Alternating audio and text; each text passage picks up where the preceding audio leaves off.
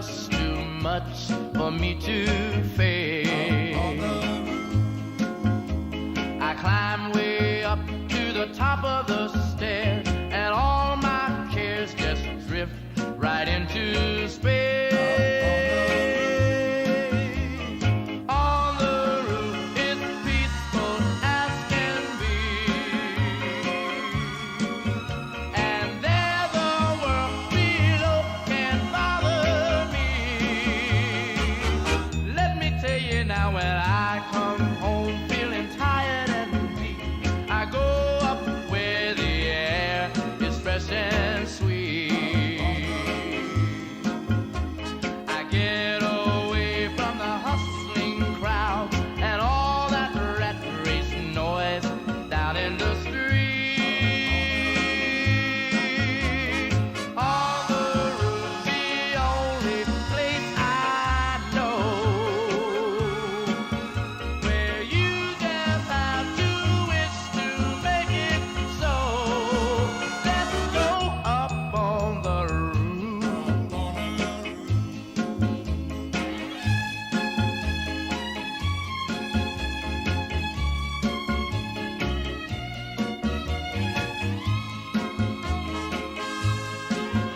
At night the stars put on a show for free,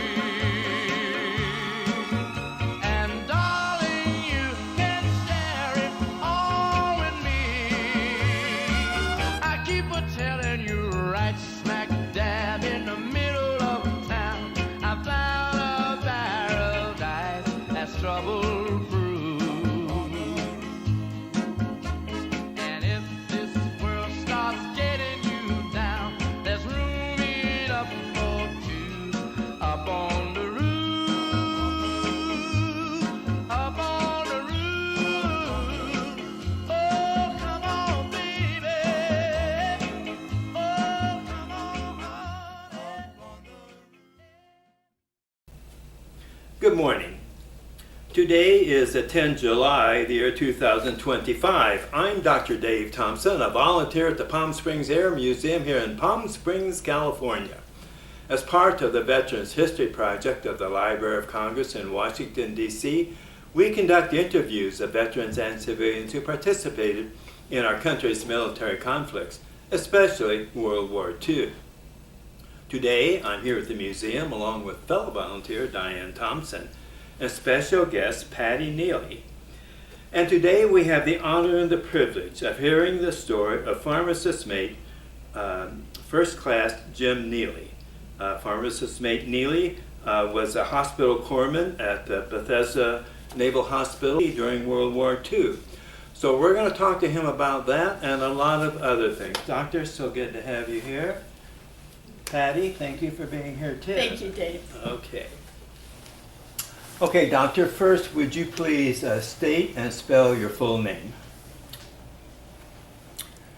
My full name is James Chamberlain Neely. The Chamberlain is my mother's last maiden name. James, James, Chamberlain, Chamberlain,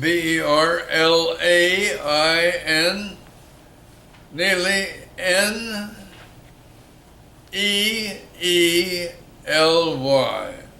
Okay. You got it. Okay, well my middle name is my mother's maiden name as well, so I know all about that. Okay, so and where were you born? Harrisburg, Pennsylvania. And that's the capital, correct? Correct. And when were you born? When were you born? My birth date, October 26, 1926. Making you how many years young? I am going to be 99 years old this coming October the 26th. And what kind of a celebration are we having? I have a drink every night, but there's not much. So I don't know that will be exacerbated at that time, It may well. but there's every reason. Yeah. And what's your drink of choice? Your drink of choice. I used to like rum, Jamaica type rum, Yeah. but now I've given up to drinking a nice, light, Sauvignon Blanc. Okay. And your father, what was his name? William H. for Hamlin, Neely, N-W-E-L-Y. And where did he grow up? Where was he born? Mifflintown, Pennsylvania. Okay. Now, how did the family end up in the United States? Where in the old country did your father's ancestors come from? My family came from Ayrshire, Sayrshire,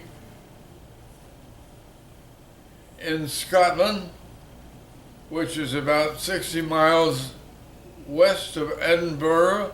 They were border Scots,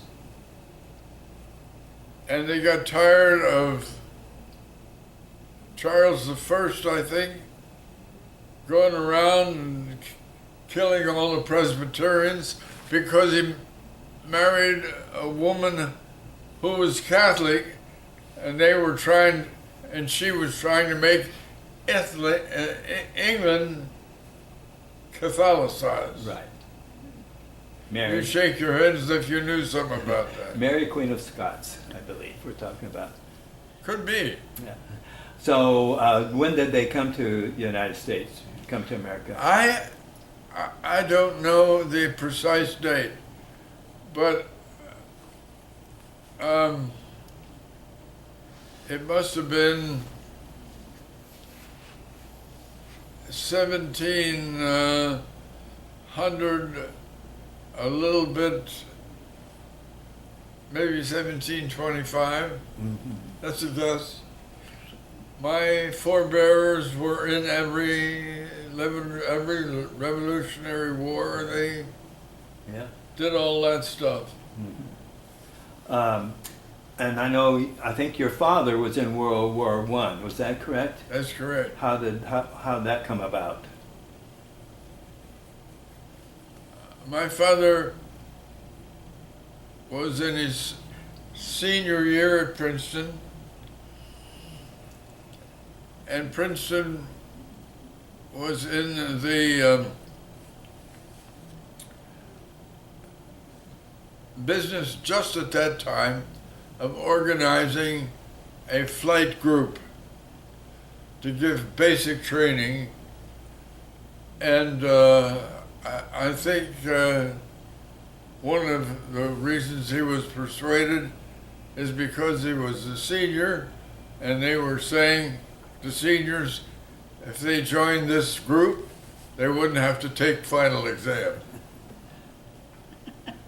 Does that answer your question? So, yeah, pretty much, yeah. So,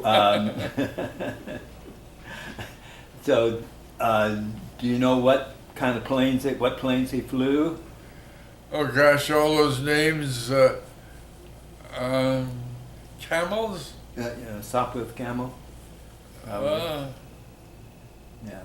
So he, how long did that, would that training take for him? See, all this started in the spring of 17,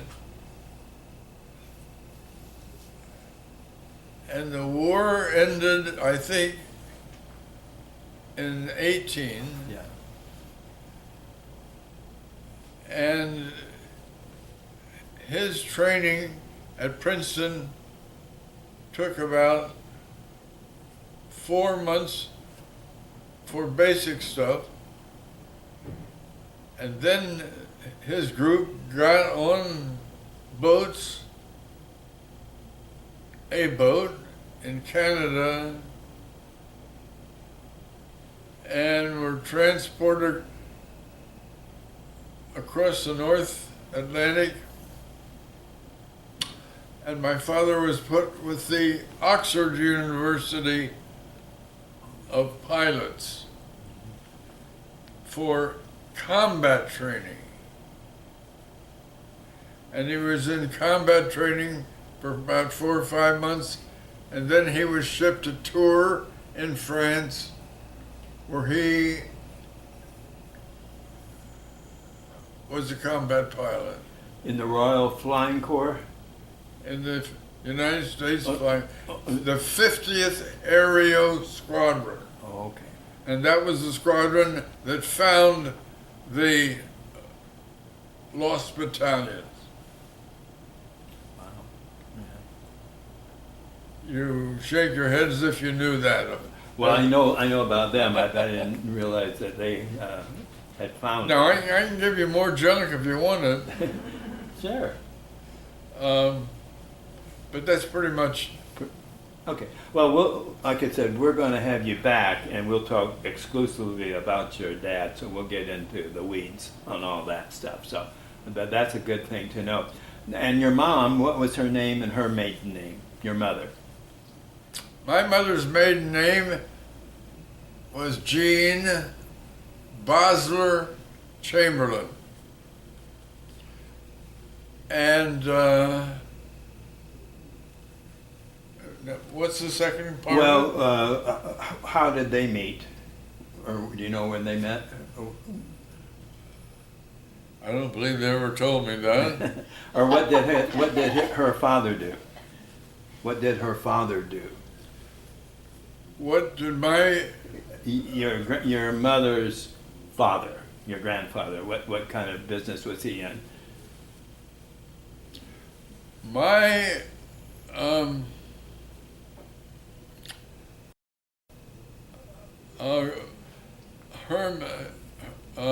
Herman Bosler was her grandfather. Herman Bosler came from Dusseldorf, I think it was, in Germany. And he was a big time businessman in Carlisle, Pennsylvania, and very accomplished and relatively wealthy man at the end of his life. What did he do? Well, I know he was on a lot of committees. He helped find or found the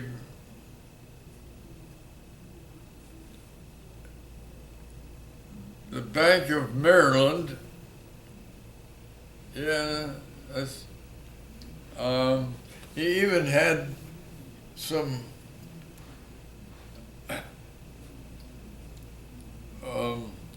land that he owned in San Mateo. Right. Really? Oh my gosh. I don't know why the hell he ever sold that, man. We need that. And he also was one of these guys that supported cattle drives from Texas to Chicago. Mm-hmm. So he did a lot of stuff. Yeah. All business. If you want to make a lot of money, go into business, don't be a dentist. Right. Don't be a professor of surgery the way I was. Yeah, I know. I had a partner, and he made all his money building professional buildings, medical buildings, That's stuff like right. that. That's And he just did dentistry just to, Right. but he liked it, but that's where he made it. But that's Herman Bosler. Okay. So it sounds like he's a Pennsylvania Dutch, right? Coming from Germany. Well, He wouldn't. You wouldn't say that. No. Well, That's sort of an insult. I'm from. He was one step up from being Dutch. Pennsylvania. The reason I live, I told you, Evansville, Indiana, south in German Township. So everybody's German around there. And I remember I was going hunting with my grandfather out in the country where he kind of grew up.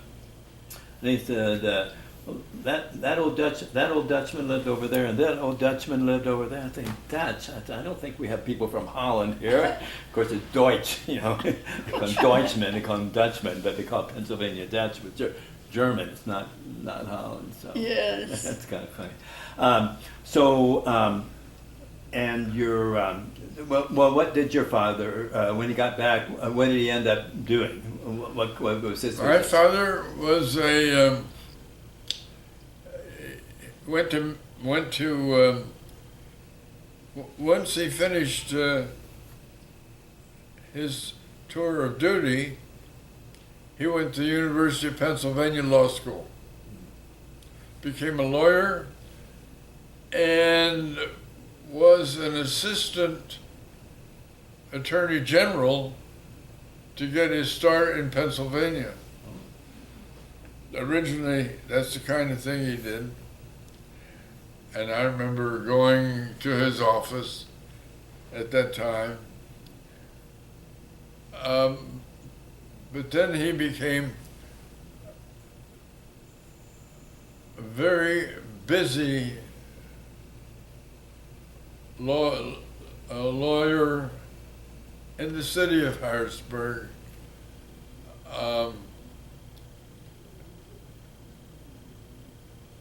With a very busy practice. And then he was so appreciated by his confreres that he ran for the judgeship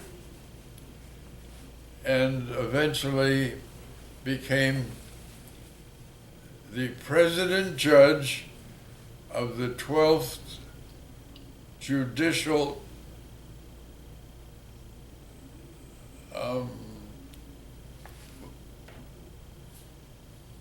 District? Judicial something or other of Pennsylvania, and a very important man. 12th Circuit.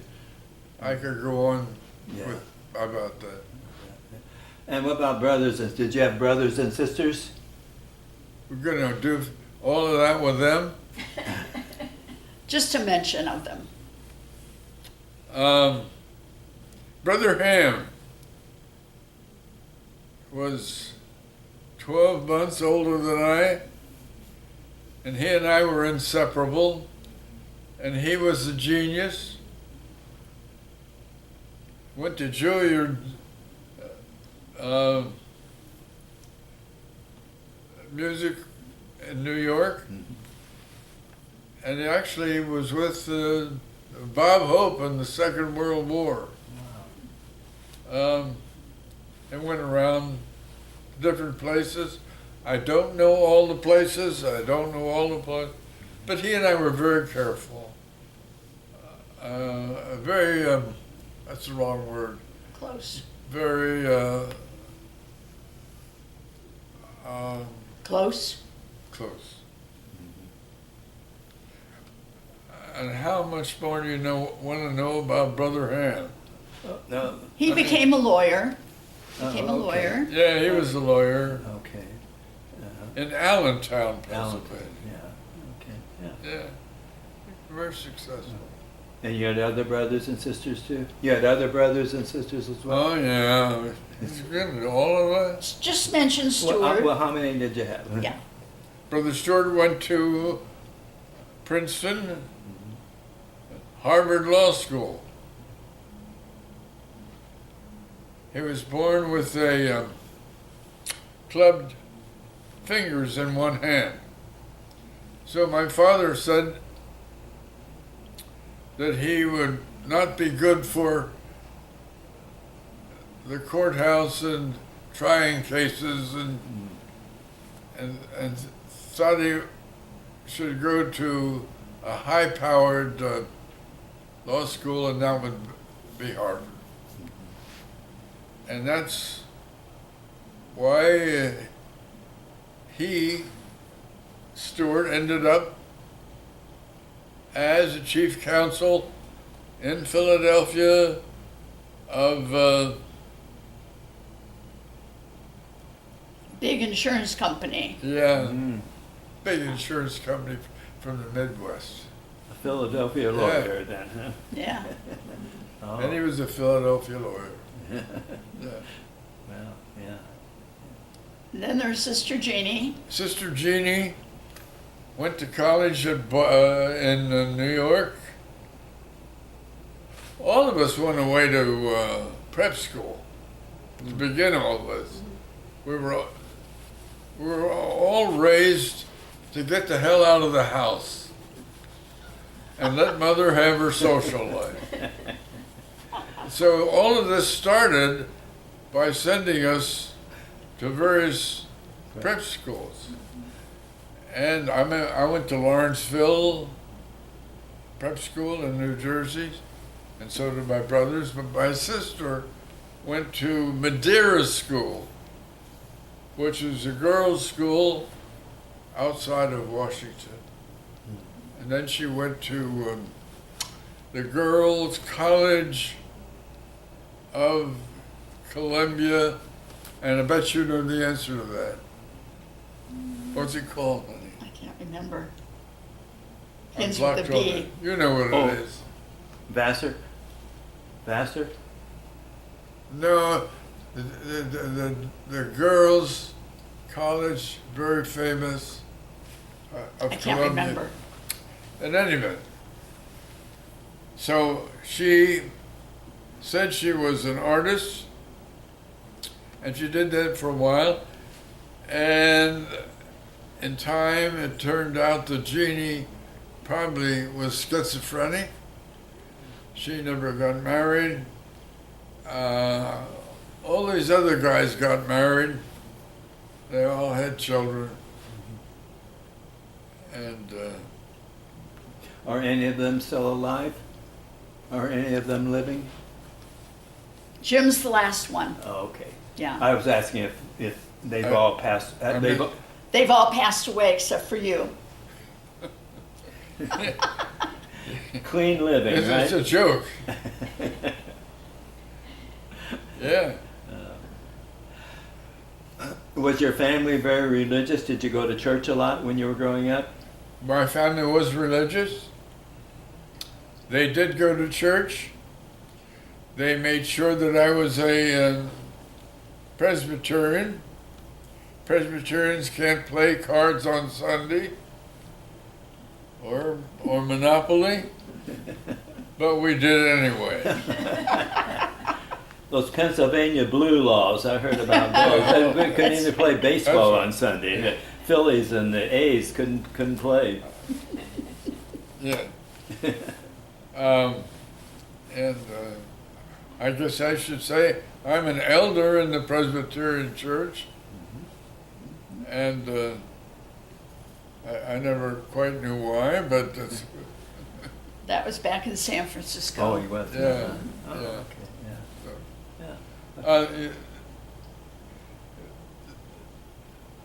but basically, a very religious family. My father went to church pretty regularly. He got clients that way. Yeah. And my mother, I don't know. She knew where the church was. She would go when the occasion arose, and she was buried in. We went to the funeral there. Did you grow up in the same house? Did you have the same house pretty much all the time when you were growing up? We had a house on Front Street in Pennsylvania, right there by the Susquehanna River In Harrisburg? in Harrisburg. Okay. in a very fashionable district. And that was our city house. But my mother had been given a farm by Herman Bosler, who had enough farms to give out at the time that he died. And this farm that we had was on the Carlisle Pike, as we called it, in a beautiful setting in central Pennsylvania. And once my mother and father were married, that was their summer home. And that's where they raised us kids, and it was glorious. Just a wonderful summer. Yeah. How big a farm was it? How many acres? 300 acres. And the farm was run in, I think they call it shares, where you as a landlord paid for all the material and stuff and got a take from the crops. And the farmer did all the farming, and he got half of the crop return. Sharecropping. That's Yeah. farming on shares. Yeah, sharecrop. Yeah. So, what did you like best about the farm? Did you have a lake or a river go through it, or streams? We had a stream. It was a beautiful limestone home. It's called Winding Waters. Yeah. It was really idyllic for young boys to be growing up there. Yeah. Did you do any hunting or fishing? How in the hell could I possibly forget the name of that stream? It's the Yellow Bridges, wasn't it?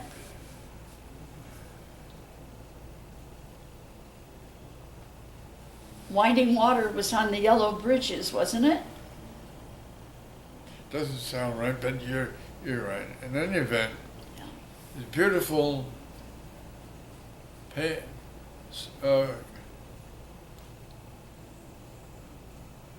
stream that came down. It was sort of a mill run Mm-hmm. that defecated over two islands. And this was all lovely. Can you imagine what it must be like to raise a bunch of boys in this area? We had horses, and I rode on Shetland ponies.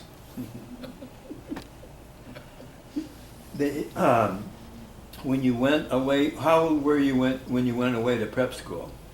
How old was I? That's an interesting story. I was 14 years old, sent him away.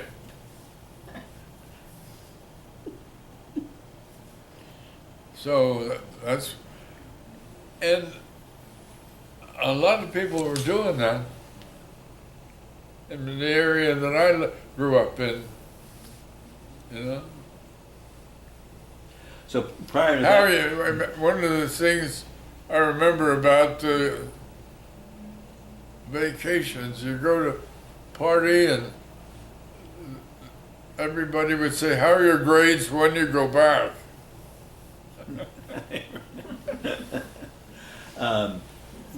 but you went to grade school in Harrisburg? Harrisburg Academy. Oh, okay. Harrisburg Academy is a prep school. And I went there after I left Sweeney's school. She went to sing Sweeney School. What should I sing that school? What should I sing a song? Do we need to sing a song about Sweeney School? Yeah, let's do it. Kindergarten? Okay. Sure. It must be but we're getting to the important part of this. Of your life? Sing with joy and happiness. Lift your voices full of praise. Sing with joyful memories of our love school days. In our hearts, on our lips, there is love for you. All our days we will be true to you, our Sweeney's School. When I was 6, they took me away from that and sent me to the Harrisburg Academy. The Harrisburg Academy was a hard driving prep school, and I don't know why the hell I couldn't go there for good, but they thought I should get further away. They were trying to tell you something? And they were preparing me for Princeton. And a lot of Lawrenceville boys went to Princeton. Do you remember any of your favorite teachers in Any of my favorite songs about Lawrenceville? No, any of your favorite... No more songs. No more songs. Unless the It's another tape. The Princeton fight song. We could... So what's the question, Dave? How much time? Do you remember any of your favorite teachers? Do I have any favorite teachers? Yeah. Yes, Mr. Cobb was one of them. And the only reason I remember his name is because I remind he's a corn cob. Yeah. Did you play any sports in school? At Princeton, no, at Lawrenceville, I learned to play soccer. Soccer was not a game that many schools played at that time. But soccer and what's the one with a stick called? Lacrosse? Lacrosse. Yeah. These two grew up in Maryland and that part of Pennsylvania, and so I played varsity soccer at Lawrenceville. I was also on their tennis team, and I was a good tennis player, but that's the story in itself. Should we say that you played tennis till you were 92? I did. Wow. Good for you. Yeah. That goes along with my sex life.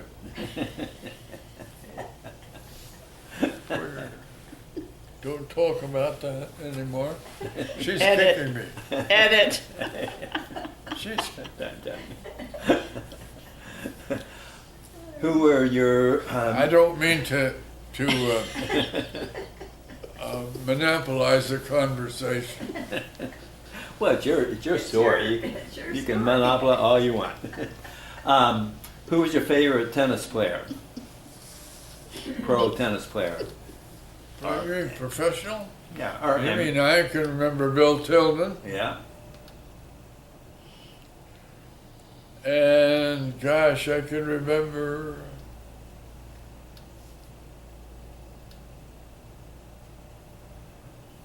it's hard. One of the worst things that's happened to me in old age is names. I think we all know. We all know That about goes that. with, that's called broken speech area. And that fails you. That's one of the things. But so I can't think of Ellsworth Vines. Yeah, yeah. He spent a lot of time out here in the desert. Ellsworth Vines did. Oh, He was still living, I think, when I first moved here Hey, in I'm glad I 1970. came through with that for you. Yeah, that was good. That was Yeah. really good. Yeah, yeah. What about, did you follow other sports? Like, did you enjoy watching football or baseball? Oh, yeah. What were your favorite teams? Listen, in those days, the Ivy League was the biggest thing going. Yeah. And we had the Heisman Trophy when I went to Princeton. Now, that doesn't happen to Princeton anymore. They had a guy, Dick Kazmaier, back in the 50s, I remember. Dick It was really good. Kazmaier won the Heisman Trophy. Yep. Yeah, I remember that. Yeah. and what about the A's? Connie Yes. Mack. Connie Mack. Did you know Connie Mack? Well, he followed the A's because he lived in Pennsylvania. I know. I was an athletic supporter. And then they moved to San Francisco and Oakland. Yeah, back to the Dodgers. No, but Yeah. Connie Mack was. What? Connie Mack managed the A's for a long, long time. Connie Mack. Connie Mack. Oh, yes, of course. Yeah. So did you go to any? Let's see. Did you Shide Park? The Phillies played in Shide Sure, Park. I know Shrine Park, and I used to go to the games there occasionally. But as far as I'm concerned, I was away and I was at school and I was working my ass off. And I think my mother probably whispered into my ears more than once, "You're going to be a doctor." I do think that's the case. And I never resisted that. I always felt that that was a good thing to be. But I was, when I at Lawrenceville, people would ask me what I wanted to do. I'm 14, 15, 16 years old. Oh yeah, I'm interested in medicine. Yeah. Did you like the anatomy and what were your favorite classes? Did you like history or was it mainly? On y soit qui right. mal y pense. I'm sorry. On y soit qui mal y pense. It's French. Yeah, I was Don't think- you I recognize was it? thinking that it You was. speak French. It means evil is he who thinks evil of it. Like if somebody was saying something about Lois, and he would be considered an evil person to say that about Lois. On y soit qui mal y pense. Answer to your question is, I had 4 years of French at Lawrenceville, and I love the language, and I'm tired of all these Spanish people running around.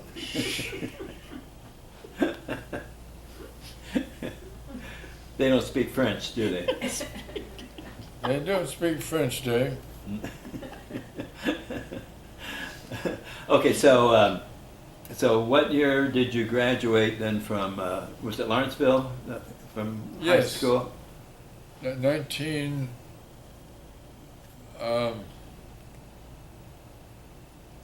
No, in 44, I graduated from Princeton. No, 48 Princeton, 44 Lawrenceville. Yeah, okay. Okay. Thank you, dear. You're welcome. And then what did you do when you graduated from high school? What did I do when I graduated from High high school.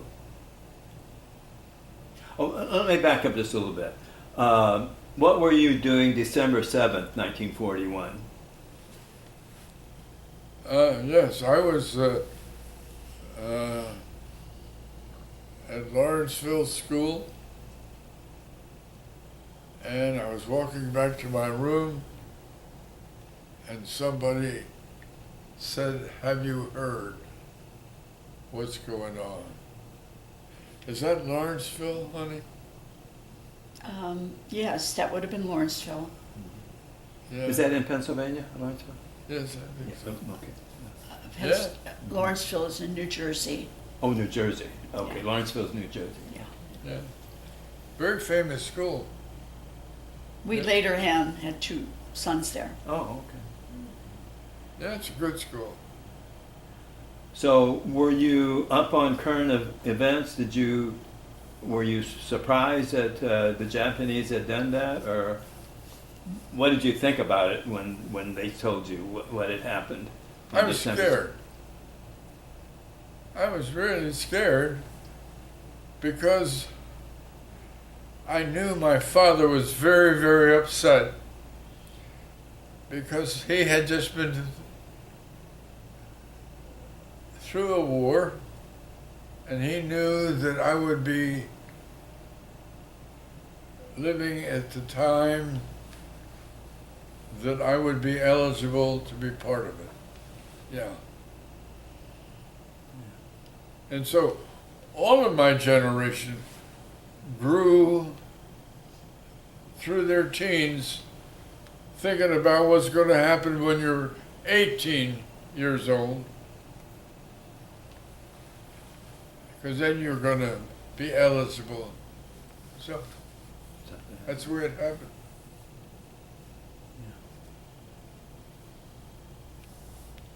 I feel I've gotten you off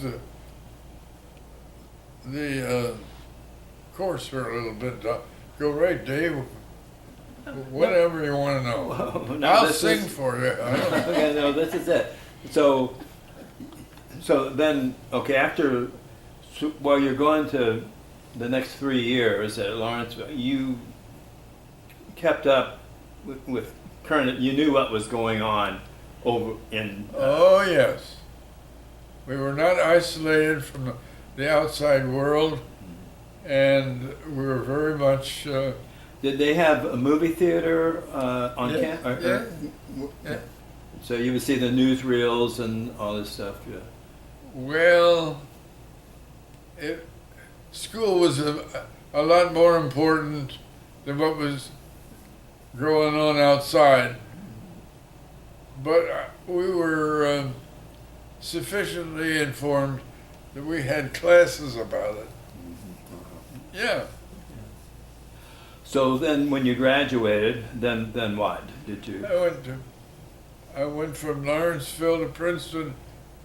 I graduated from Lawrenceville on the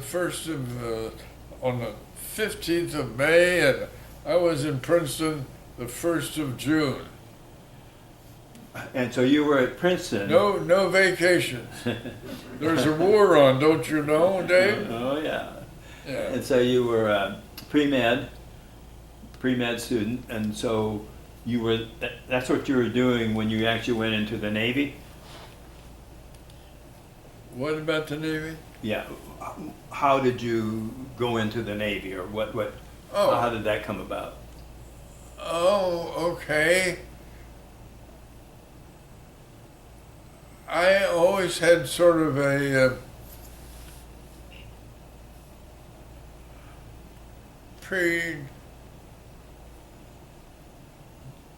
predilection for boats.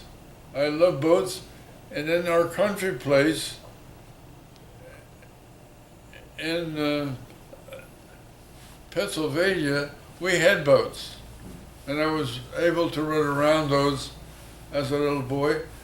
So I always felt Navy. And my father said, don't ever fly in those goddamn airplanes. It's too much trouble. People were dying and all that.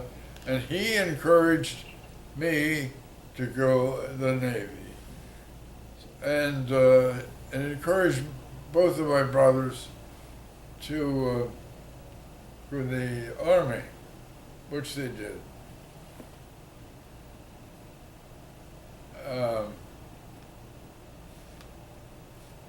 So where did you go to boot camp?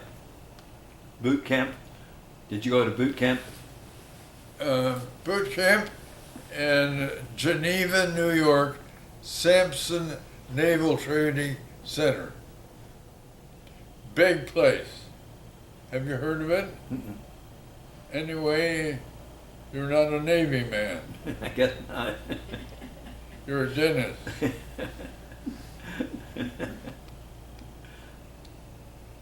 Anyway, that was a big deal. Yeah. Now, do you want me to take you through boots now? Yeah. Yeah. Oh, Jesus. Well,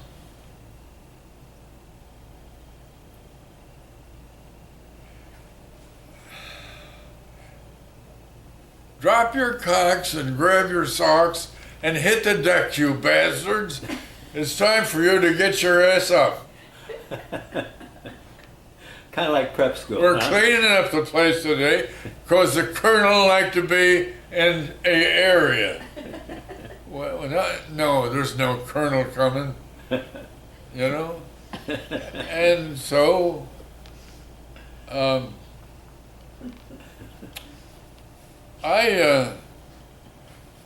Lawrenceville, I started playing drums, and they had an opportunity to see if you were good enough to join the band that played for graduation, which occurred every Saturday. And so I was accepted into that, the drum corps of this band. And this was a wonderful thing to be able to do. But otherwise, boot camp was a lot of marching. There was a lot of the gas chamber. There was a lot of, there was how to save a boat, how to get off a boat, how to, what the hell does, Yeah, I went to Newport. Lake Geneva, one of the finger lakes up there. We were all over that in terms of rowing and Well, you were probably in pretty good shape because you played soccer and look, you were probably in pretty good shape when you went into the Navy.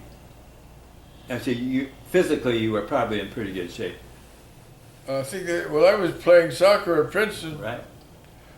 I was on the varsity soccer team. Yeah.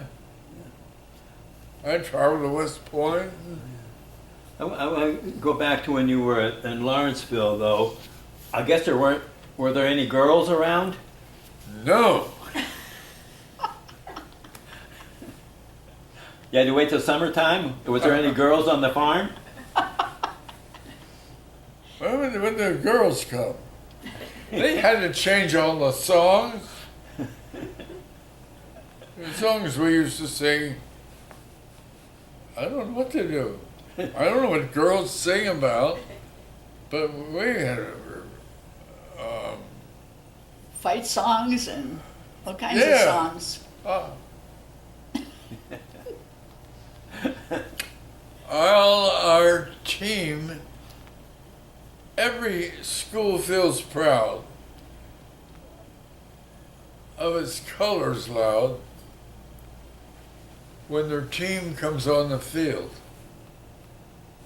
Be they green or blue or some other hue, they're sure that they will not yield. But the team for me is the team you see that's wearing the big red L. With cheering, with song will help them along. Rise on your feet and yell. Mercersburg comes in view, all decked out in blue. It's a dissipated color when our team gets through. White is for Choate and blue for the hill, but red and black for Lawrenceville. Yeah. And what was your mascot? What? I'm better playing the drums. No, your mascot. I'm still playing the drums. But what was the mascot of your team? Were you the Lions or the Tigers or the what? The Lawrenceville teams what was the mascot? I don't remember. Princeton Tigers. Did Lawrenceville have something like the Princeton Tigers? No. it did Lawrenceville, not. I don't remember. Oh, No. too swanky, too snooty to have. No. thing The like animal, that. Yeah. too elite for that. Yeah. Lawrenceville. Theater was big at Lawrenceville. The Periwig Club. And they all thought that I made a perfect girl. So this is a big change in my life because acting is something I loved, and I was accepted at Lawrenceville, the Periwig Club, to be the first actor of women. I was one of them, and I seemed to. My mother was such a pain. Pardon, Ma. But I ain't got a lot of idiosyncrasies from her. I know how to act like a woman. And dance, And triple then threat. I started dancing. Just like they did in Shakespeare's time. Pardon? You'd done real well during Shakespeare's time because they had all the men to do those parts. Yeah. Yeah. And then he continued that at Princeton as well. Yes. But there were real girls at Princeton, weren't they? Not then. Not then. Princeton was Princeton all boys. Boy, no girls. Like Notre Dame. They came for the weekend. Oh, they did. Yeah, Princeton didn't go co-ed until the 80s. Oh, I didn't realize that. Yeah, our niece was one of the first Oh, okay. graduating classes. So anyway, so you get on boot camp. Do you go right to Bethesda from there?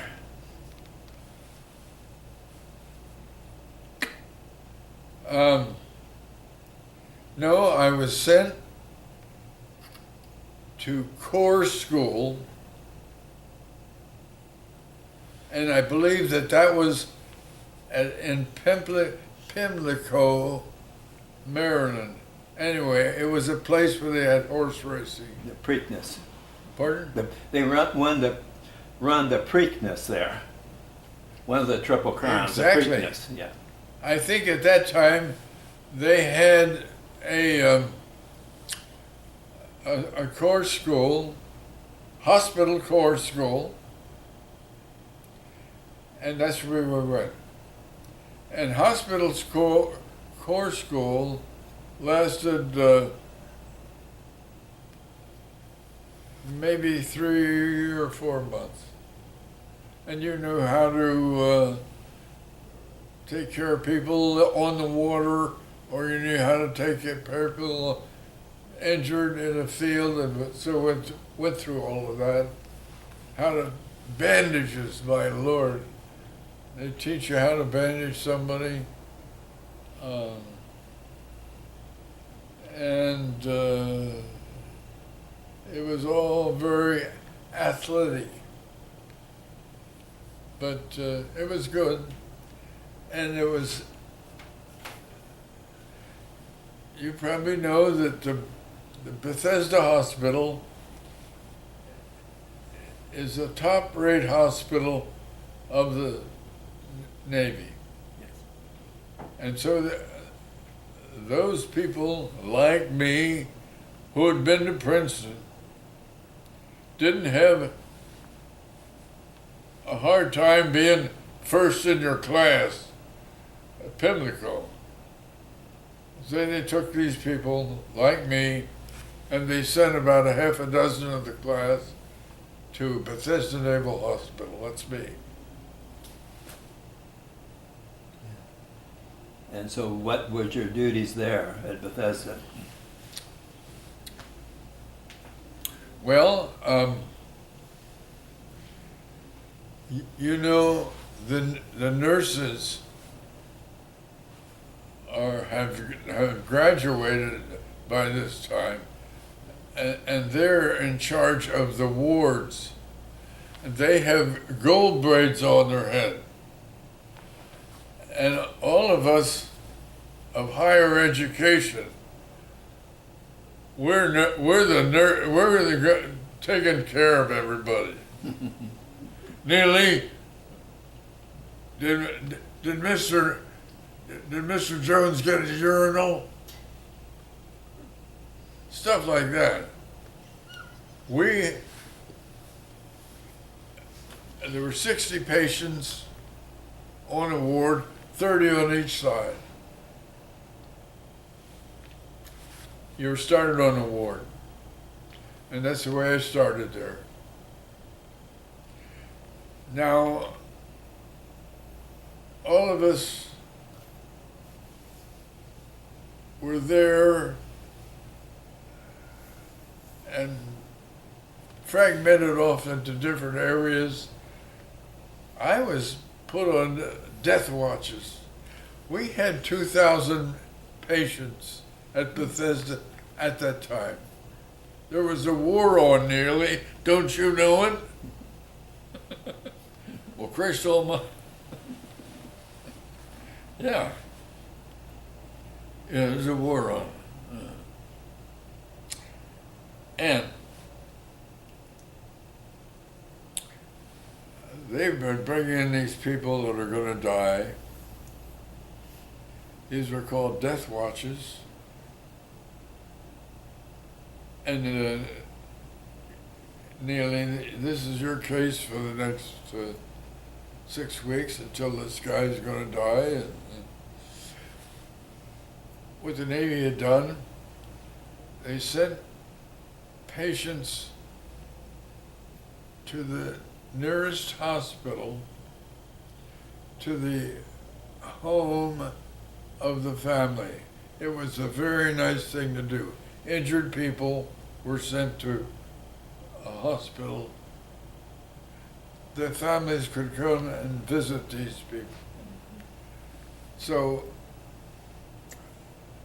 that's one of the next things I did was death watches, and I learned about at age 18 what it is to nurse somebody who died. She's an expert in this area, and that's one of the things I did. And this was very, very sad. I was interested in surgery, doctor, so things got better for me. And I can remember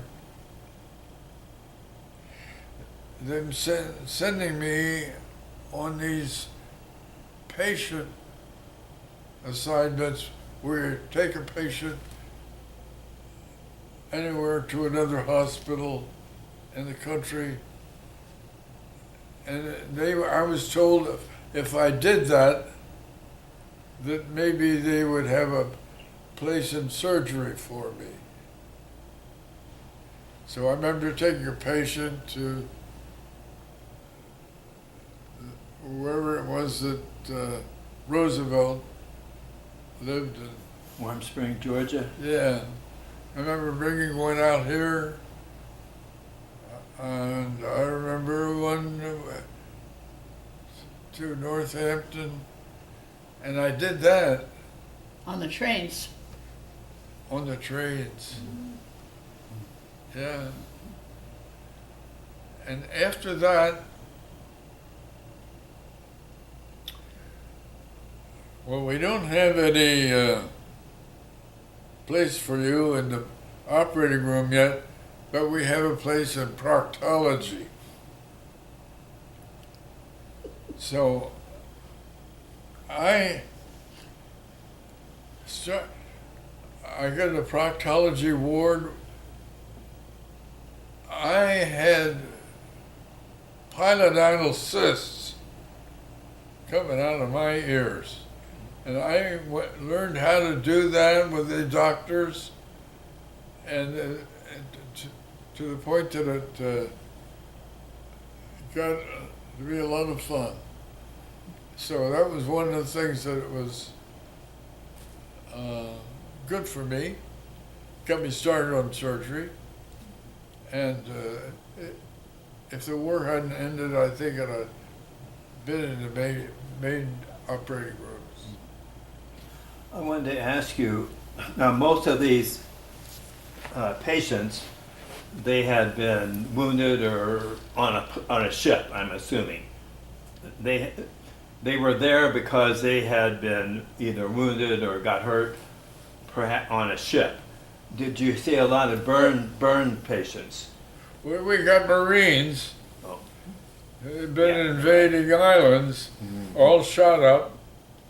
You know, it's just not the Navy and the ship. It's Right. pretty big undertaking. Yes. So your question is about how many people were all shot up? Well, I mean, I guess the ratio of gunshot wounds, burns, you know, well, you had all different kinds of injuries, I assume, that you had to That's take care of. exactly right. We had a lot of burn patients.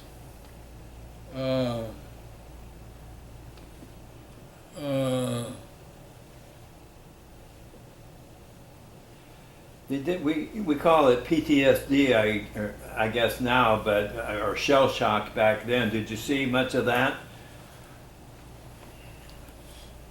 I did not get too, at that time, the psychiatry ward came a little bit later. But most of the stuff was organic injuries. And I was really deep in it. Did you see anybody from your hometown? Did you see anybody come through from your hometown or close to where you lived?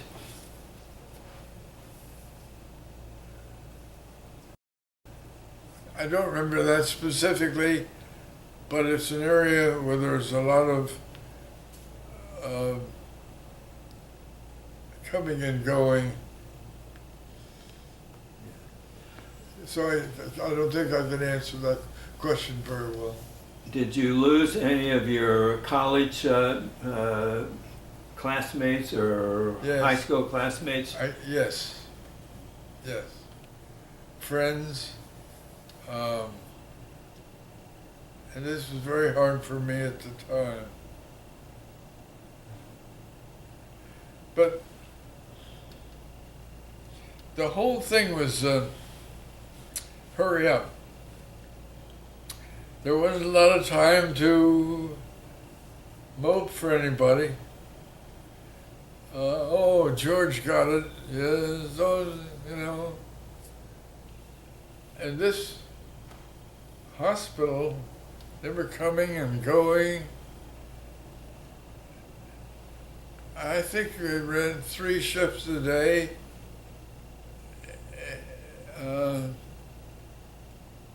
8 to 4, 4 to midnight to 8 a.m.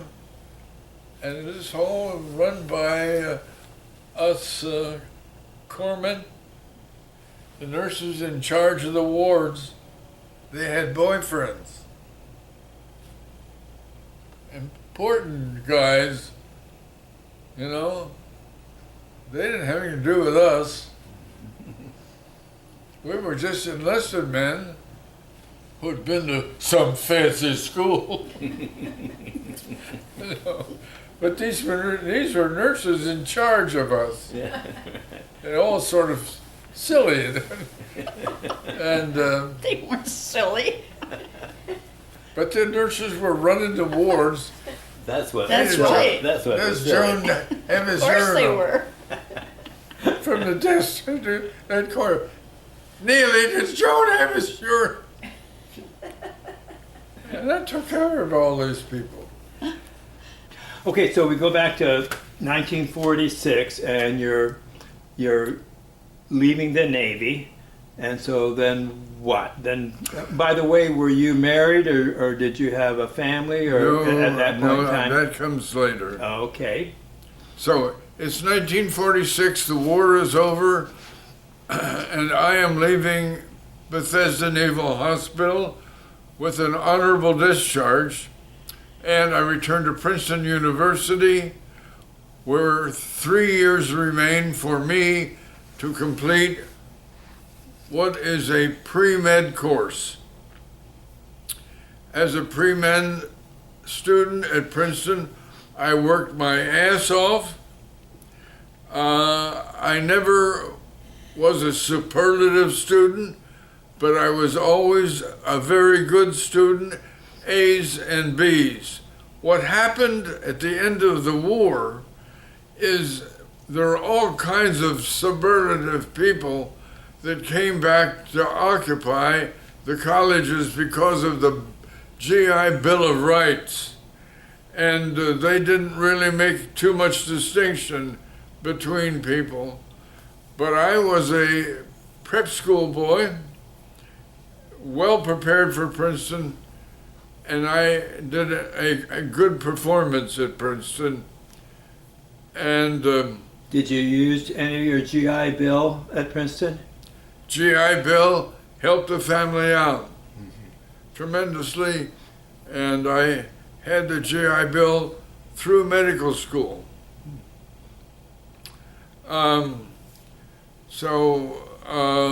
When did you apply to medical school? When? Okay, I graduated from Princeton, not with high honors, but with a very, very good performance. And What year was that? that was in the class of 1948. I do want to say this about Princeton before we leave it. I had a wonderful time with the Princeton University Triangle Club. You may or may not know anything about the Triangle Club, but it's the theatrical part of the university. It was voted as the most important extracurricular activity you could do there. Josh Logan, Jose Ferrer, Henry Fonda, that is the group of people that made it famous. I was a triple threat actor. Song, dance, acting. And I had the rare privilege of something I'm most proud of all my life. I was chosen to be the captain and the lead dancer of the Princeton University chorus. And I did that. I was on the Ed Sullivan Show in New York, and we did 17 shows in 17 days at country time, at Christmas time is what I'm trying to say. Wonderful experience, and I've been dancing in the operating room ever since. So I want to say that about Princeton. What were some of the famous shows that you performed in? Or your favorite All shows? in Favor? Your favorite shows? All in Favor was one of them. And What was that about? it was the show was about there was a public, it's hard for me to remember these things now, but that was a show about politics. Oh, oh yeah, right. I remember now. And the other show that I was in is, it may come to me as we're going. Yeah. Also, your brother Ham played the piano and wrote the music. Yes, Brother Ham was a genius at the piano, and I think that we've already told you that he worked on, at least on one occasion with Bob Hope Yes. in Atu and in the Alaskan, whatever it was. The Atu. Aleutians, yeah, up to the Aleutians. Yeah. In the Aleutians, yeah. Yeah. So that's an aside about Princeton. And it's one of the most memorable things I have about it. But Princeton's a wonderful place, fantastic education. And so now I'm applying to medical schools in the summer of 1948. And I applied to maybe 6 or 8 medical schools. I had a deficiency in quantitative chemistry that I had to make up. And because my mother graduated from the University of Wisconsin, she said I'd have a good time that summer. And I worked my ass off trying to make up this, and there was no problem. So that was submitted with my curriculum vitae. Now, I was accepted to Temple Medical School in Philadelphia with the condition that performance in chemistry was going to be okay, and it was. But I really thought Temple was a little infra-dig. And I was holding out for College of Physicians and Surgeons, PNS in New York City, Columbia. And in August, that phone call finally came to that householders all. I was relaxing, and it came in late August. It said, "Hurry up, Neely. The first class is Monday, September 1st. I got on a train and went to school in New York. And I think it was a wonderful thing. 4 years of medical school that we are at now. And once again, I'm with superlative students back from the war. I'm one of them. I can't say enough for the education that I had at Columbia PNS, and for those 4 years. Do you remember any of your favorite professors that you had there?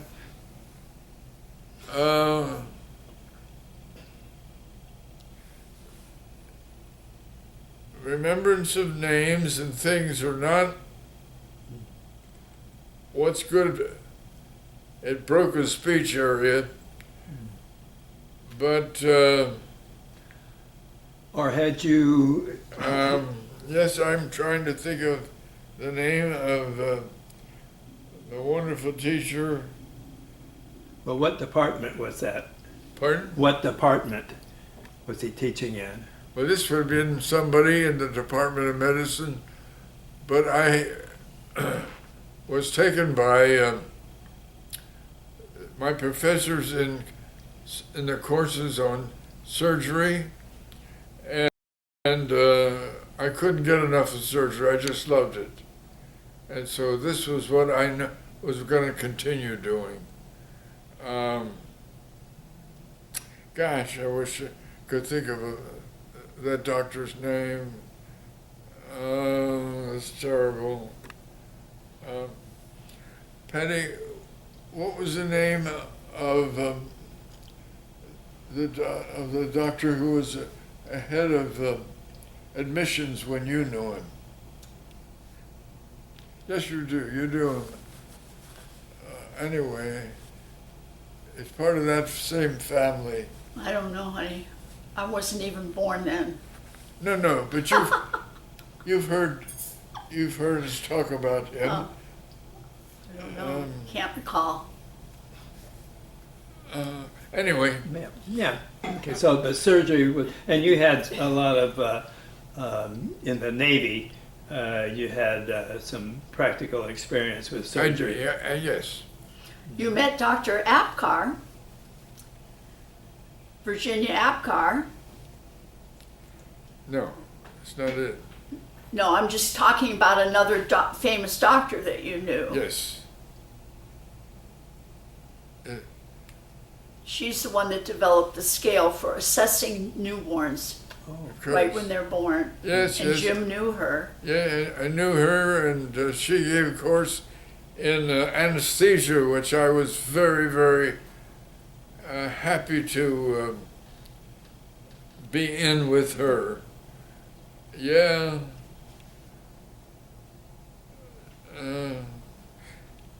You see, people's names are one of my big deficiencies. Yeah. All of us have that deficiency, so don't feel bad.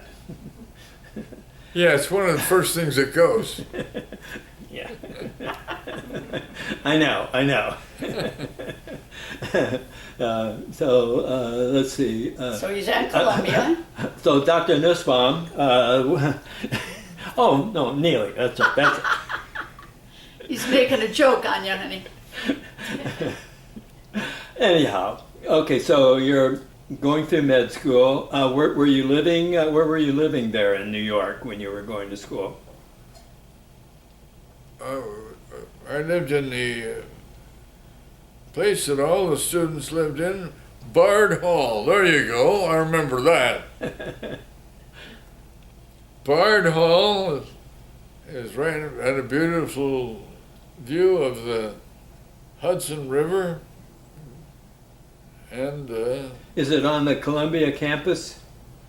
on the medical campus, 168th and Broadway. Okay. But is it close to the undergrad Columbia campus? Well, the undergrad campus is 119th Street. Oh, okay. See, they're the kind of things I remember. Yeah. Sure. Yeah. So Some of those people's names will come back to me. Yeah. So how did you get around town? I own the subway. Yeah. Yeah. Yeah. And I liked the being in New York because I was sort of a theatrical bum, and I was able to go to see the shows, and I partaked of some of the shows of those years, which meant a great deal to me. Yeah. I'm trying to think of the name of the one I liked so much. But of course, it was a time for Oklahoma. Yeah. Kiss Me Kate. Mm-hmm. There are two shows. Kiss Me Kate, incidentally, was given the award of the best show for the first half century, for the first 50 years of the 20th century. So I saw it about 8 times, and Again, well, because I don't remember. But I think that when they remade the movie, I think they had Richard Burton and Elizabeth Taylor play in that. Did they not? Correct. Yeah. That's correct. But I don't know who played it on Broadway. Yeah. So. We saw that in San Francisco, the two of us. Yeah. Tripping. Yeah. So now you're getting close to graduate from medical school. So do you start looking for internship and residency, or? No, I don't. No, I don't know what to do to the dentist. But medical schools now have this log where you have to apply to the medical school that you might be interested in, and then they apply to you where you're interested in, and then on It's a lottery. what? Lottery. It's a lottery, and on the 15th of April, it all, whatever happens, and you get assigned to one of the places. And of all the places in the world, I got assigned was Cincinnati, Ohio. Now, I thought that was the end of the world. Here are all my fellow friends going to wonderful hospitals in New York and what have you, the Jewish hospital and the Episcopalians and everything. So, but I thought that was a down infra-dig for me when I first arrived there. But let me tell you, Cincinnati General Hospital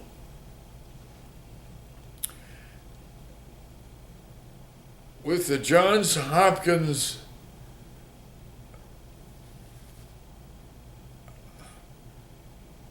method of teaching surgery.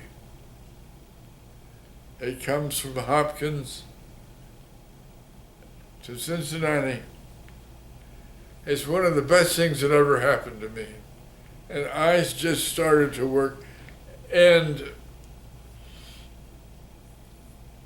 I just loved the teachers. I loved the entire experience from year to year and the rotation. Cincinnati last year was voted the best children's hospital in the country. Think of that. Little old Cincinnati. Best children's hospital. Anyway, I rotated through there just like other residents. I learned to do pediatric surgery even if I didn't care about it. So I spent 7 years in Cincinnati until I became, and this is something that there's a contest for, because there are about 8 people that want to be the chief resident, and I was chosen chief resident. And that's not a small thing. The chief resident runs the whole shooting match. He does everything he wants to do. He calls in the professors that he feels need to help him learn. William A. Altmeyer, there's a name I remember. He was chairman of the department. And Hoppy Seiler was the master of hand surgery. And these are people that you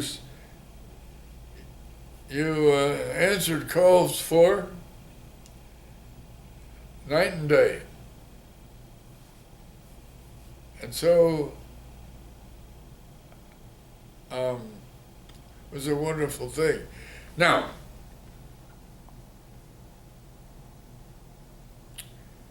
as my residency progressed, 7 years,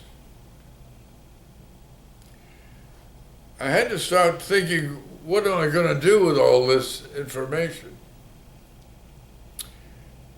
Well, for example, in Hershey, Pennsylvania, which is close to Harrisburg, they just had built a new medical school. So I thought that'd be a nice place to interview, and I did. But I never heard anything about it. I think they thought I was in for a dig or something, Cincinnati. But they were wrong about that.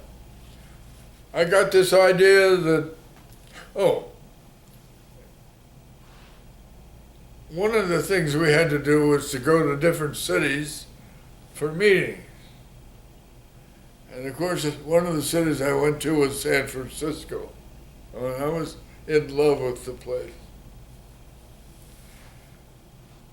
So I got this idea, how am I going to get into San Francisco? All kinds of competition. Don't sit there like Dave. You asked a question, Dave, if you have it, okay? If there's a question, you ask me about it. Anyway, I got the idea that if I just called up the chairman of the Department of Surgery in San Francisco, whose name is Leon Goldman, Leon Goldman, thank you, dear. Dianne Feinstein's father. I used to date Dianne Feinstein.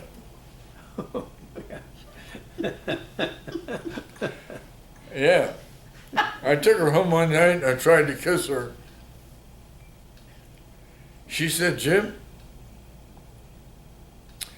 you're a funny guy and I like you, but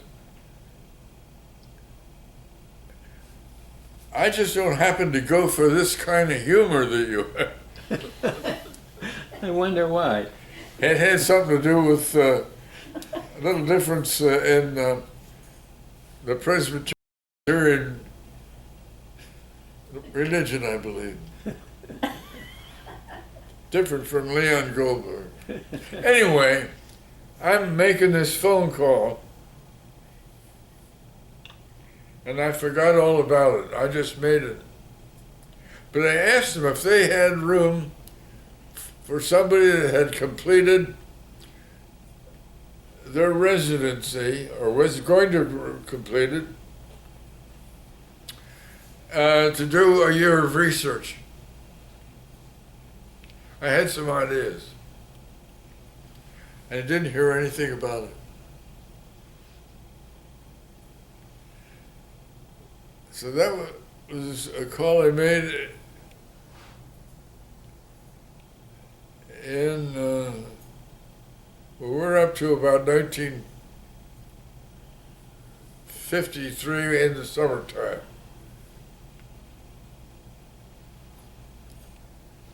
And I just happened to be sitting in the lunchroom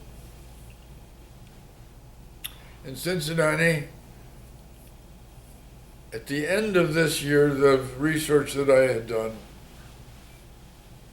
Now wait a minute. At the end of my year as chief resident,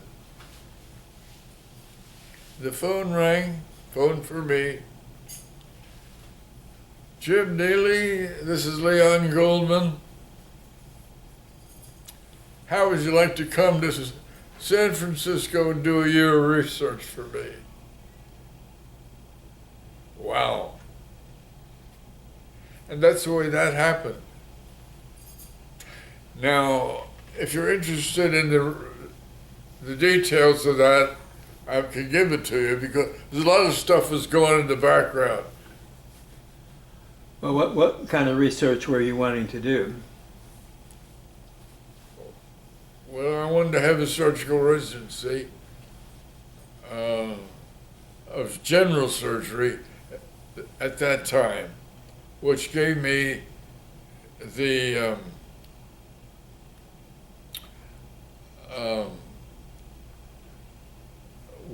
overview of surgery to do almost anything I wanted to do.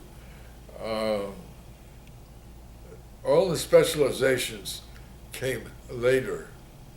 But now I'm a little bit lost in my story. The research that you did with the dogs, the calcium research. Okay. I spent a year in Cincinnati, researched with dogs with gastric secretion, the establishment of an external stomach, which I could measure, and I was able to show that hypercalcemia causes hypergastric secretion. And this was something completely new. And there are tumors that actually cause too much secretion of calcium. And I was directing this at them because with those tumors, a lot of gastric ulcers occur. Anyway, this is a little bit complicated, but it's all published with Leon Goldman. His name is after mine. It's not before. And Leon Goldman, God love him, had regional enteritis as a disease for himself. He called me to his office one day and he said, will you write a paper for me about regional enteritis, the disease that he had? And I wrote that for him, and it was published in the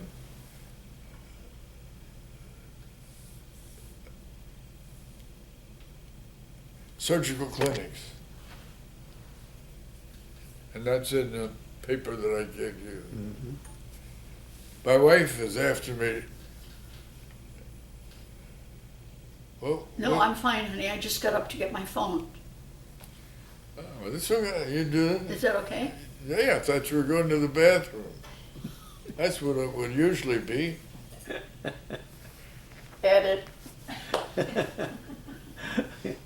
So, She says, shut up. so when you finished that year, then you stayed on at, was that UC San Francisco? I'm there and I did a year of research, okay? Yeah. UCSF, yes. University of California, San Francisco. Right. And friends, if you don't know it, this is something big. It's bigger than Harvard, which is going to hell.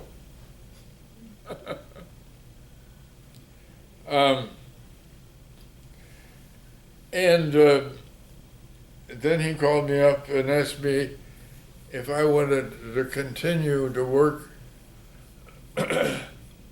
join the clinical faculty at the University of California as a clinical instructor. That's nothing. And I spent my lifetime in San Francisco in private practice, associated with the university, becoming a clinical instructor, an assistant surgeon, an associate surgeon, and a complete professor of surgery. The date is on the piece of paper I gave you. I took my dental boards at UC San Francisco Well, you know when what I it's came all out of there, about. so I know I've been there. I know it. Yeah. Yeah. Yeah, Yeah, quite a place. it's quite a place. I didn't have much to do with the dentists there, but I'm sure they're good. Oh, yeah. So this is a quicker analysis or presentation of my professional life.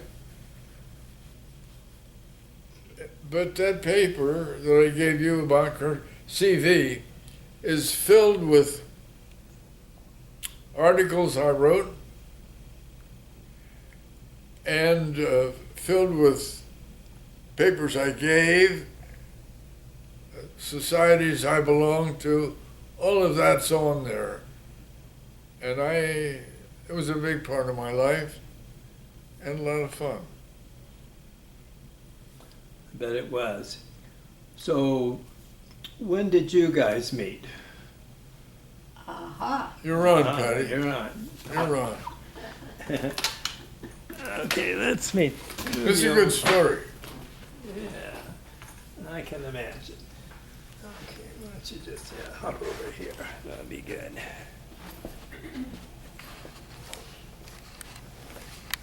Are you going to kiss me now, sweetheart? I could kiss you if you wanted me to.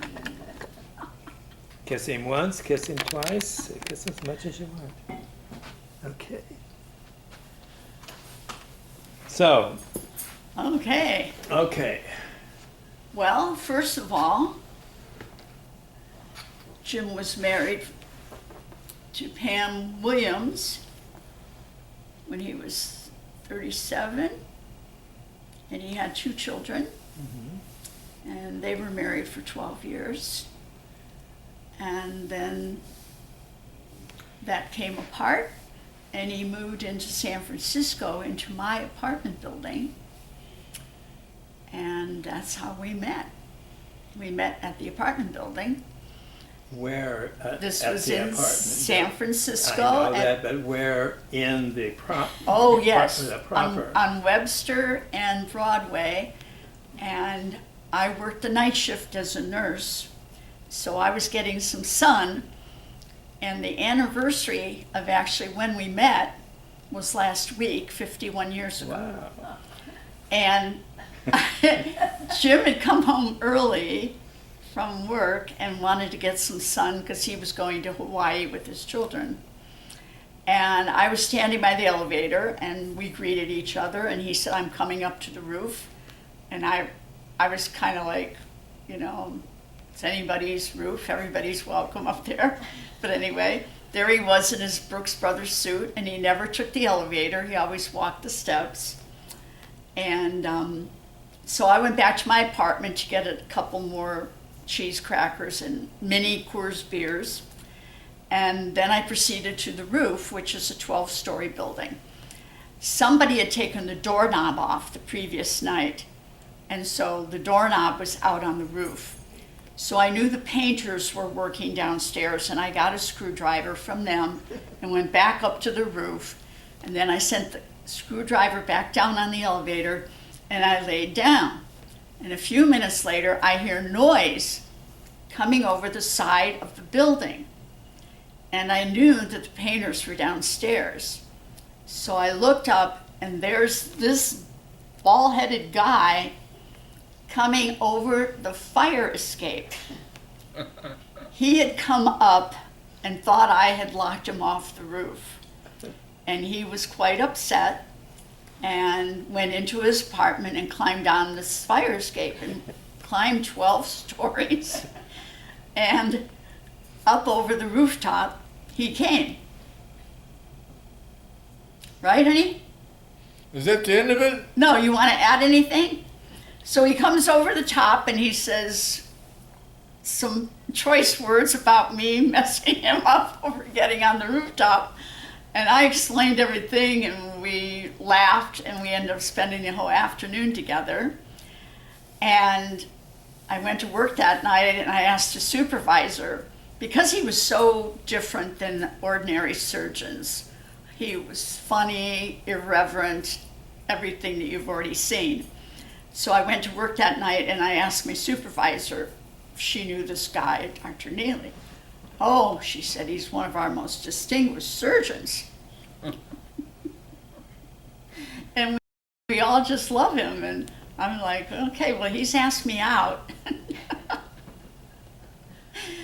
At that time, I was just turning 22, and he was going to be 48 in that October, and we met in July. I assume that your song is the Drifters up on the On roof. the roof, exactly, right. Background on me was that I was a nurse. I took care of premature babies. I had wanted to follow a vocation of being a nun, but I was too young, and my mom wouldn't sign for me. She thought I was too young to make that decision. And once I started taking care of premature babies, I got so enamored with babies and didn't think I could live my life without a baby. But Jim's the only man I've ever been with. And So where did you grow up? I grew up in Cleveland, Ohio, Okay, and where and did I moved to San Francisco just for a year, for a lark. And I was supposed to move home, and I met Jim 3 months before I was supposed to leave. So what did your father do? My father was worked for the Dow Chemical Company, and he was a printer. And what was his name? William Oh, okay. Yeah. And where did they all? Well, what was your maiden name? McCrone. Omicron. Yeah, and my mom was a Corrigan, Okay. and she was the oldest of 11, and I And that have. Corrigan, that's the. That's my uncle John that we was talked in, about. in World War One, correct? The World War I flyer. Pilot, Yeah. yeah, that was And, quite a story. So there were 43 cousins, and I was number 6 from the top. And your ancestors, where did they all come from? Ireland on both sides. Okay, I thought so. Achill, Isle, and County Mayo. Have you been? I've there? been. We went to Ireland for our honeymoon. You did? Oh, cool. Cool. And so where did you go to high school? I went to Catholic school for 12 years in Parma, Ohio, and Nazareth Academy, and then I went to the county hospital to be a nurse. Okay. And back then they had these 3-year programs. You lived and breathed the hospital. You lived there, everything, night and day. What order of nuns did you have? St. Joseph's. Okay, I had Franciscans and Benedictines. Oh, there you go. So, I know all about that. Yeah, we Fact have. is, I kind of wanted to be a priest at one time. Did but, you? Didn't. This was better. Yeah, I had an uncle who was in for many years, and then he decided to come out. And then I had an aunt, the youngest of those 11 children of my mom's family. My aunt's sister Susan was a nun for 55, 60 years. Yeah, it was a long time. So what prompted you to go to San Francisco in the first place? Oh, I had a girlfriend, and she had gone out to San Francisco on a visit, and she fell in love with a dentist. Yes, And- that's right. And I had some family challenges, and she came to me and said, Patty, you need a break. And so my mom reluctantly agreed to have me go to California for a year. Okay.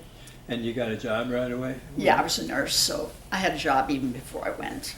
So where were you working when you guys met? The same hospital. Same hospital? But- you didn't know him? No, he was a surgeon by day, and I was in the NICU Oh, okay. on night shift, and we didn't cross paths at all. And what but- hospital was that? That was Old Children's Hospital that later became Cal Pacific in San Francisco. Okay. And interestingly, the doctor that was in charge with his wife of the NICU was one of Jim's classmates was that at Columbia? Yes. George Hyde and his wife June Brady were pioneers in neonatal care. Is the shrine involved with Children's Hospital? Excuse me? The shrine, are they involved with children's? No, but a lot of the doctors get involved with Shriners. Shriners Hospital is in Sacramento. Oh, okay. Yeah. Right, but we had many, like in my area where I was working with pediatricians, several of them ended up after they finished their residencies with us going to Shriners. Oh, okay. So there was that, it was a connection because it was in Sacramento. I see. They had the NFL All-Star game in Kezar, Oh, is that years right? ago. Years it ago. seemed like a lot of they raised funds for, I don't know if it was a Shriners Hospital or Children's Hospital or both. Sure. Probably. I just remember him talking about that. That's true. No, and so what was Jim's children's? What were your kids' names? Your children's name? The kids' names. What is the names of our children? Yours. Your yeah. First one is Stephen. Okay. Well, actually, from the top, Oh, Jim had the first family. First family. Those kids. Yeah. Heather.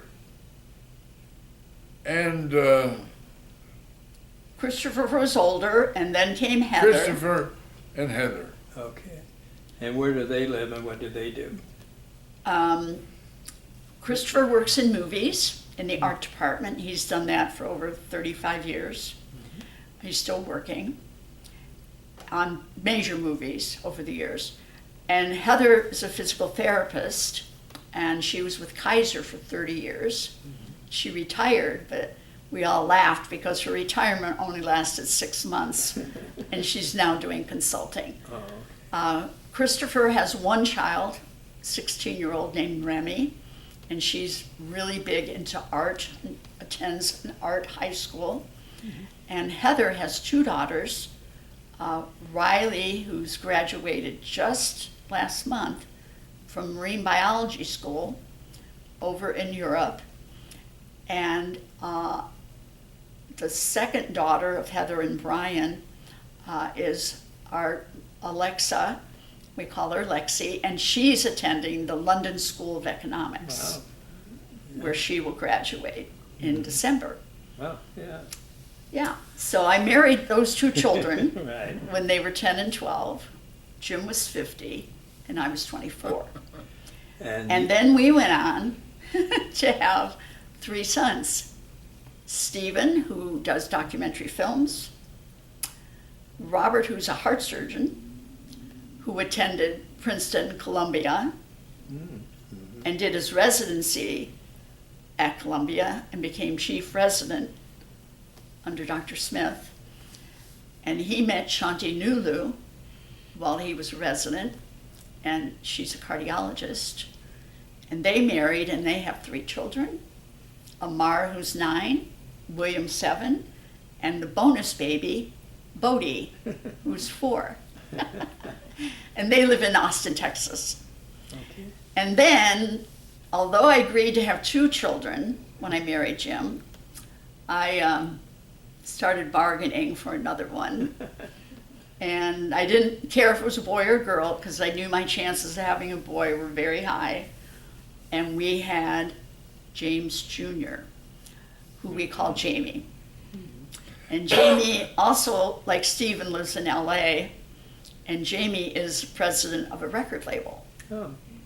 And he has a wonderful girlfriend named Josie. And that's the 5 kids. You see why I brought her along? Yeah, that's good. I'm glad you did. And I believe you were mentioning before to me that the middle son, he does heart surgery somewhere. Oh, yes. Yes, Robert has had a very high interest in going overseas and helping out and volunteering. We paid for numerous trips for him to deliver medical supplies down the Amazon and such. He is now, for like 10 years, been going to Nairobi 3 times a year. And outside of Kenya, there's a town and he goes there to teach surgery and to operate, and he does it 3 times a year. He just got a grant from the Dell computer people, and he bought a heart-lung machine, and he has enough money for 3 years to take his crew and do his work. Once a year, he takes the whole family. And their clinical setup is conducive to this Yes, kind of stuff? it's supplied by and help run by the University of, I think, Indiana, and the clinic surgery area that he goes to. He did it gratis for most of maybe the time. 5 or 7 years, and then He got grants, but previous he was paying his Started own way grants over and- there. he's won a prize. Yes, he just won an award last year. Yeah. In the contract that he has with the current Department of Surgery in Austin, Texas, where he's living and practicing, he has 10 weeks off a year. He wrote that into the contract. And he goes to Nairobi and What's the takes the women with him. Takes his nurses with him. What's the political situation over there? Is there It any? hasn't really affected what he does. They have special dispensations for being medical people, that they can go into the country, and they haven't been involved in any of the politics over there. Luckily, it hasn't affected what they do That's good. Yeah, because it's so well established. Yeah. that's great. So, did you guys travel a lot during your marriage? She took that trip to Hawaii with the kids. Oh, I was leaving that part out. Okay. Well, so when we met, Jim was preparing to go to Hawaii with his kids because he had this trip planned for over a year. And then when he and Pam got divorced, he still was doing this thing in Hawaii. So I needed somebody to go with me. he asked me to go to Hawaii with him. Chaperone, right? So again, I go to my nursing supervisor and I say, Dr. Neely's asked me to go to Hawaii with him and his kids to help take care of the kids while he goes and presents papers. And she said, wonderful. And I said, but I don't have any time off left. She said, I'll give you the time off. So off we went to Hawaii. And I met, got to know Christopher and Heather and fell in love with them. And But over the years, did you guys do a lot of traveling? yes, we did some traveling. I went back to Cleveland every year. I took the boys back. We visited his family in Pennsylvania. When the boys, Christopher and Heather, we took to Europe when they were young. And then later on, we took the 3 boys to Europe. And also, Jim and I got bit by the cruise bug. And we used to cruise to Alaska and the Baltic and the Caribbean. We did a lot of traveling, which I'm glad we did because, now we don't Yeah. travel anywhere. Yeah, we did a fair amount. Diane worked for a travel agency for Oh, a well, while, there you so we go. had some nice trips too. And cruises were always the best. Right, Yeah. right. So in San Francisco, in that area, were you still interested in theater and stuff? Did you go to the Oh, theater yes. a lot in San Francisco? Yes. Yeah, we would go down to, we had all kinds of opera. We weren't totally big on opera, but a lot of plays, a lot of Christmas programs. The 3 boys went to an Episcopal school where they were all choristers and sang. Stephen was an especially well known and used soloist. And one year he did almost all the solos for the Christmas program. Big, beautiful cathedral. Grace Cathedral, These San little boys, Francisco. Oh, they yeah. would march in and Yeah, They sang their hearts out. It was just beautiful. yeah. Yeah. So these were, you know, kids that were raised in San Francisco. Christopher and Heather came over a lot from Marin. The boys would go away to summer camp because they were city boys and they needed that. So yeah, it was a good time. We spent 25 years in San Francisco. So where were you living most of that time? In a Victorian house on Pierce Street, near the Fillmore District. And it was a wonderful way of raising kids in this What kind of house was it? rambling Victorian. Two-story or one-story? Oh, we added a third story to it. Oh, you did? So it was a 3-story Victorian, and it was lovely. We spent a lot of time at the park because the yard was just a, you know, postage stamp. But those were wonderful years. And then Jim and I retired to Napa, where we spent 17 years. When was that? When did you guys retire? We left San Francisco in 1998. And were you always at the same working at the same hospital Yes. after you got married? Yes. I always kept up my career. I worked part-time once the boys came, but I always kept up my nursing. Honey, tell them about my tennis game. Oh, yes. Jim played tennis. After we got together, he renewed his previous interest in tennis. And he played in San Francisco and beat everybody 15, 20 years younger. Wow. And he won the turkey contest in Golden Gate Park 3 years in a row. I retired to Cup twice. Dean Witter was very upset. The financial wizard, Oh. Dean Witter. Oh, really? Very good tennis. Was player. he Jim good? always beat him. Oh, really? Oh, okay. And then he continued his tennis when we moved to Napa and played 3 times a week, again with people 15 to 20 years younger, and won all the games. And then when we left Napa, because I'd had so many back surgeries, I was recovering and couldn't do the steps. So we moved to an assisted living in Carmel, Monterey, where we lived for 5 years while I recovered.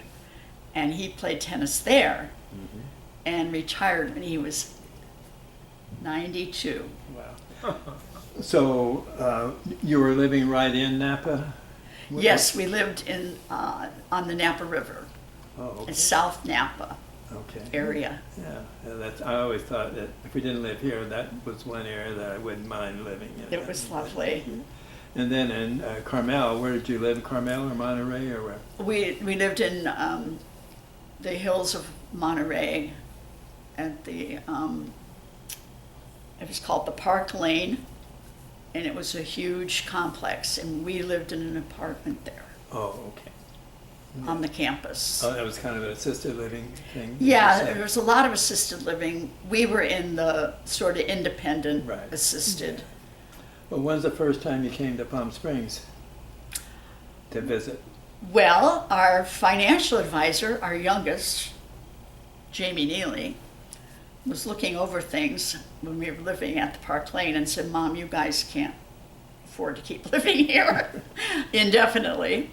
And I was doing better with my back, and I was no longer wearing braces. Was that congenital, or did something happen to you, or what? No, I had an accident when I was 17. Oh.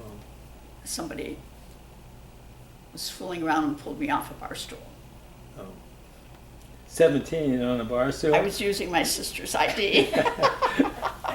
You deserved what you got, right? I don't know, Not it changed my life. exactly. At any rate, yeah, so that was the beginning of a whole saga I see. of back problems. So when I started to feel better, Jamie said, so financially we looked at different places, and we wanted to be near Stephen and Jamie, and so we started looking around, and Jamie did a lot of the legwork for us. And then I came out here and met him a couple times, and we looked around, and we fell into the Monterey Country Club, where we've been for 5.5 years. So what's your address there? We live on Calle del Verano, off of Gran Via. We had a place on Santa Barbara Circle. Oh, you were in the north part. Yeah. Yeah, we're in the south. Yeah, I was mentioning that when we were real good friends with Bill Bone. He was a guy that a developer and developed that and Sunrise Country Club and Oh, I a see. bunch of them around here. And I had a place at Sunrise, and we played tennis there all the time. You know, and then he built Rancho Las Palmas. Oh, yeah, in right between, across. Yeah. and then Monterey. So he's building that. Well, they had a lottery to even get a lot because it was so hot. You know, he was everything that he was doing was kind of turning to gold. You know, here in the valley. First guy that really built country clubs that an average person could belong to, as Right. opposed to what had been here before. You know, it still is a lot of them. Right. And but we had a good friend that was a good friend that worked for him, that Diane went to high school with, and so she got us, you know, into the lottery, and we got our second choice, and this is when we picked it right there on Santa Barbara Circle, and Oh, that's nice. we were there for 3 or 4 years, I guess, and we moved before we moved to Mission Hill, so we always liked that a lot, and I played a lot of tennis over there too. Good. Yeah. Good. So it's a good spot to be. Yeah. So that's the highlights of our lives. Jim has been very healthy.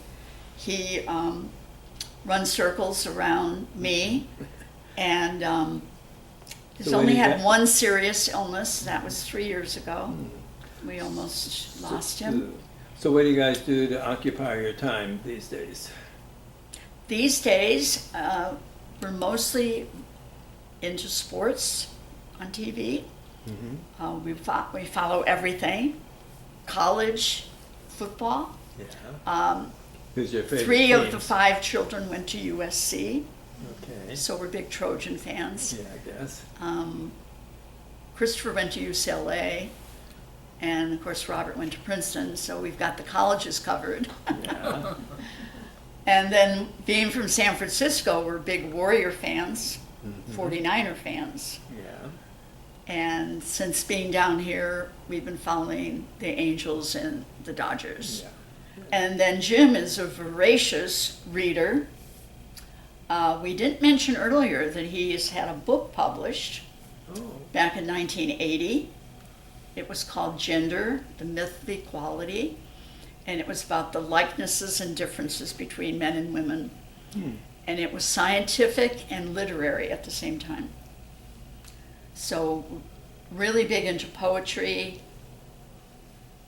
I published 8 books of poetry. Really? All dedicated to Patty? For the most part. Yeah, but we keep busy. We have we have seasonal neighbors that we love. They come, Yeah. and we have our lovely neighbor across the street who's a permanent resident. So we hang out and visit with them. Do you get up to the club much?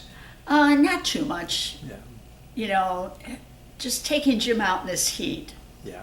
is just walking in here today was hard for him. So that's been hard in the last 3 years, him getting around. So we no longer fly to Austin. We have to count on people coming to visit us. I'm sure they enjoy doing that. Yes. Come to see you guys. Yeah. Busy lives, but they do as much as they can. Yeah. Are you still? Do you have a church around here that you guys go Well, to? again, when we moved here, we have been, Jim's a Presbyterian, as we've mentioned several times. Right. So we had a church in all the places that we lived, and I told God I'd be at the Presbyterian church, and then I would go to Catholic church in between. But I felt, as he was an elder, that it was important to support him. Right. And I'm very ecumenical. So when we moved here, I, of course, got all excited about doing a Catholic church this time, and got all involved with Sacred Heart, and I was going to Father do this. Lincoln with. That's who was there then. Yeah. And then COVID hit, Yeah. right? And then after that, I had 2 hip surgeries, and then Jim decided, we'll never understand why, but he almost died. And that was a very traumatic experience for the whole family, as you can guess. And then one day he just sat up and said, "I think I'm going to live." And we were like, "Great." And they never really found out what was wrong with him. It was the weirdest thing. It wasn't COVID. Yeah, every time. So anyway, since then, the point is that we just haven't really gotten out much. Right, yeah. By the way, Father Lincoln, I usually have him do the invocations for my programs over at the Air Museum. Is that right? And he's the, you may know, he's a head chaplain over at Eisenhower now. Oh, is that right? Yeah. What's that? We're speaking about one of the Catholic priests from Yeah. Sacred Heart. Yeah, he retired, Monsignor now, but Yeah. he retired and got married. Dave is Catholic. Right. We're Maybe- talking about Father Lincoln. And Dave knows him. And I was making reference to him because that was the church I was going to join before COVID changed our lives for a year. Yes, right. Yeah, that was hard. We had just moved here. We didn't know anybody. It was hard. Yeah. It was hard for everybody. Well, it sounds like you're doing really well now. And Yeah, now we're just, scooting along, enjoying every day, going to laughing, singing, getting your haircuts and hair done. getting our haircuts where we met you. That's right, yeah. Yeah. Well, I think we might be about ready to wrap it up. Yes. Any parting thoughts, either of you or both of you? Any last minute things you want to say, honey? When in disgrace, with fortune and men's eyes, and I alone beweep my outcast state, and treble deaf heaven with my bootless cries, and look upon myself, and curse my fate, wishing like to one more rich in hope, fisher like him with friends possess, desiring this man's art and that man's scope, with what I most enjoy contented least. Yet in these thoughts, myself almost despising, happily I think on thee. And then my state, like to the lark at break of day arising, some from sullen earth sings hymns at heaven's gate for thy sweet love. Such wealth remembered brings, that then I change my state. I refuse to change my state with kings. Oh, there you go. That one he Thanks, published. Dave. See? Thank you, buddy. That's great, Dave. Thank you, and Diane. Well, Doctor, I want to thank you for your service to our country, your service to mankind. I'm sure you saved many lives or made their lives much, much better. Patty, same for you. I know Yes. that you did too. And Thank so you. thank you for bringing him in. And I'm Yes. so glad we met you guys. Thank you And- so much. and It was an honor. We'll stay in touch. We will. Okay.